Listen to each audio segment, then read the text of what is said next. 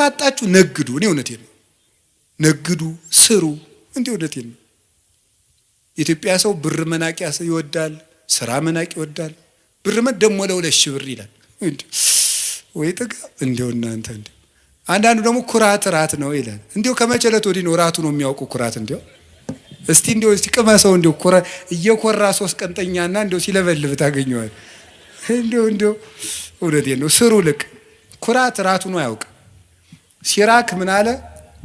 3 ሰዎች ነፍሴን አበጻጯት አለ። ሴሰኛ ሽማግሌ፣ ንፉግ ባለጸጋ እና ትዕቢተኛ ድሃ እንደው ነፍሴን አበሳጯታል። ይውላችሁ እሱ ነው የምነግርህ። ስሩ ዝም ብላችሁ። እኛ ኢትዮጵያውያን ምንም የሚጠቅም ነገር የለም።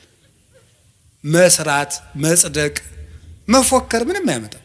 መስራት፣ መጽደቅ፣ መልካም መሆን። ኢትዮጵያውያን መልከኞች፣ ሰራተኞች እንኳን የእግዚአብሔር መጽሐፍ እነ ሄሮዳትስ የታሪክ ጸሐፊዎች ሁሉ ምንድን ነው ኢትዮጵያውያን ማለት ጨዋታ የሚያውቁ